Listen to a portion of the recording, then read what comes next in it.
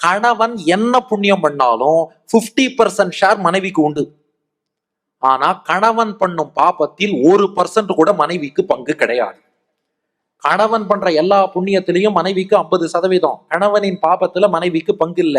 அடுத்து கேளுங்க. எத்துசா குருதே புண்ணியம் வினா தோஷேன யோஜிதா தத்தஸ்யா சகலம் தேவி தஸ்யார்த்தம் ந லபேத்பதிஹி. ஆனா மனைவி புண்ணியம் பண்ணா அதுல கணவனுக்கு பங்கே கிடையாது. மனைவி பாபம் பண்ணா 50% ஷேர் கணவனுக்கு உண்டு. இப்ப கை தட்டிடா பாருங்க. இப்போ ஒரு கேள்வி வருது. சரி, அப்ப கணவன் எல்லாம் நல்ல கணவனா இருக்கார், அவர் எல்லாம் பண்றார், மனைவி பக்கபலமா இருக்க, நன்னா போறது. கலியுகம், கணவனுக்கு பக்தியில நாட்டம் இல்லை, மனைவி நல்ல பக்தி மிக்கவராக இருக்கா, அப்ப என்ன பண்றது?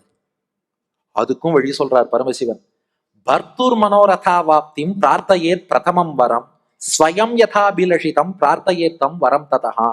ஒருவேளை கணவனுக்கு பக்தியில நாட்டம் இல்லை, கணவன் ஏதோ ஒரு வழியில போயிட்டார்னா மனைவி தாராளமாக பகவானை பூஜிக்கலாம். இப்போ சால கிராமம்னா தொட்டு திருவாராதனம் பண்ற வழக்கம் இல்லை. அதனால அபிஷேகம் திருமஞ்சனம் இல்லாமல் பெருமாளுக்கு புஷ்பம் சமர்ப்பிப்பது, பிரசாத நிவேதனம் பண்ணுவது, பாசுரம் சேவிப்பது எல்லாம் மனைவி தாராளமாக அந்த பெண் பண்ணலாம்.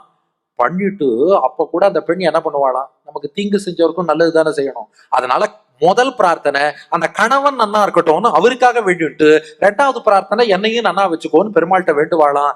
ஏவம் பர்திரு பரித்தியக்தா யோஷித் ஆராதனம் ஹரேகே. கணவன் அந்த பெண்ணை கைவிட்டாலும் கூட அவ பெருமாளுக்கு நன்னா திருவாராதனம் பண்ணின்றதா பெருமாள் கைவிடாமல் அவளை காப்பார்னு சொல்லிட்டார். அதனால இப்படி செய்யலாம். அடுத்து கணவனை இழந்தவருக்கு சொல்லியிருக்கு. கணவனை இழந்த பெண் மிருத்தே பிராத்தரி சாத்வி ஸ்திரீ பிரம்மச்சரிய விரதோதிதா ஸ்நாதா பிரதிதினம் தத்யாத்து ஸ்வபர சலீலாஞ்சலின். தினந்தோறும் கணவனை இழந்த பெண்ணா அவளும் தினந்தோறும் நீராடி பெருமாளுக்கு பட்ட வேண்டிய திருவாராதனம், அதே மாதிரி புஷ்பம் சாத்துவது, பெருமாளுக்கு தளிகை சமர்ப்பிப்பது, பாசுரங்கள் சேவிப்பதுன்னு பண்ணி அவளும் பகவானை ஆராதிக்கலாம். அதுல முக்கியமா திருவிளக்கு கைங்கரியம், பெருமாளுக்கு விளக்கேத்துறது இருக்கு இல்லையா, அதை விஷ்ணு தர்மம் ரொம்ப கொண்டாடி இருக்கு. பெருமாளுக்கு விளக்கேத்துறதுங்கிறது ரொம்ப ரொம்ப புண்ணிய காரியமா கலியுகத்துல. இந்த வரலாற்றை ஸ்ரீவச்சன பூஷணத்துல சுவாமி பிள்ளலோகாச்சாரியாரும் மேற்கோள் காட்டுறார். அவரோட வியாக்கியானத்துல மடவாள மாமுனிகள் இந்த ஸ்லோகத்தையும் எடுத்து காட்டியிருக்கார்.